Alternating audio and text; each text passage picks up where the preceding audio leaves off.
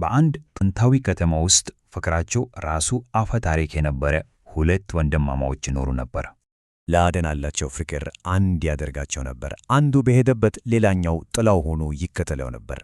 እናም አንድ ምሽት ላይ ከረዥም የአደን ውሎ በኋላ ራቅ ባለ ጫካ ውስጥ ሰፈራቸውን አደረጉ። ሌሊቱ እየገፋ ሲሄድ ታላቅ ወንድሙ እንቅልፍ ወሰደው። ታናሹ ግን ነቅቶ ይጠብቅ ነበር። ያኔ ነበር ከላይ ከዛፎቹ ቅርንጫፍ ላይ አንድ እንግዳ የሆነ ውይይት የሰማው። ምክንያቱም እሱ የአራዊትን ቋንቋ ይረዳ ነበር እና እነዚያ ወፎች ስለ ዕጣ ፈንታ ነበር የሚናገሩት። አንደኛው ወፍ እንዲህ አለች፣ የኔን ሥጋ የበላ ሰው በየወሩ አንድ ውድ ሩቢ ከሰውነቱ ያወጣል።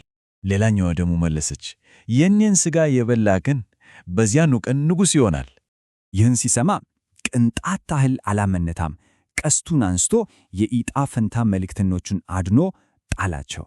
ነገር ግን በማግስቱ ጠዋት ዕጣ ፈንታ ተቀየረ። ምንም የማያውቀው ታላቅ ወንድሙ ለንጉሥነት የታሰበችውን ወፍ በላ። እናም ታላቅ ወንድሙ የመጀመሪያውን ሩቢን ለመሸጥ ወደ አቅራቢያው ከተማ ሲሄድ፣ የታናሽ ወንድሙ ዕጣ ፈንታ ግን የከፋ አቅጣጫ ያዘ። አንደኛው ወንድም በአጋጣሚ ንጉሥ ሆነ።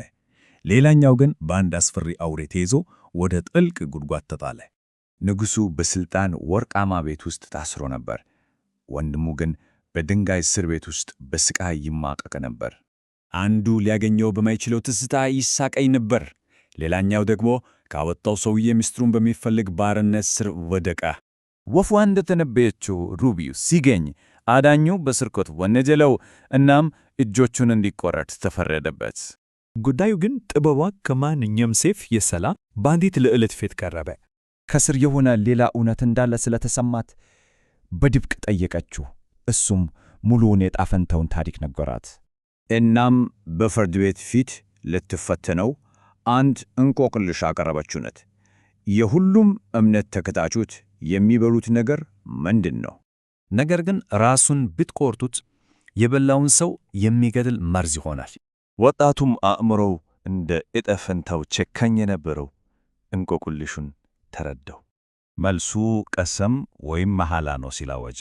ምክንያቱም ራሱ ከሌለው መሐላ መርዝ ነውና። እናም ጥበቡ ንጽሕናውን አስመሰከረለት። ነፃነቱን ካገኘ በኋላ ለዘመናት የጠፋውን ወንድሙን ለማግኘት በመርከብ ተጓዘ። ዕጣ ፈንታ ግን ገና አንድ የመጨረሻ ፈተና አዘጋጅቶለት ነበር። ከአደጋው ተርፎ ባዕድ መሬት ላይ በሕይወት ተገኘ። እናም ምንም ሳይኖረው ወደ ከተማው በር አመራ። በጨርቅ የተሸፈነ ንጉሥ ነበር።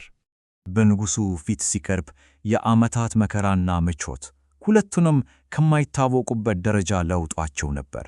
ነገር ግን በዚያች ሰዓት ልክ እንደ ተተነበየው የዕጣ ፈንታ ምልክት የሆነው ሩቢ በእጁ መዳፍ ላይ ታየ። እናም ጥርጣሬው ሁሉ ጠፋ።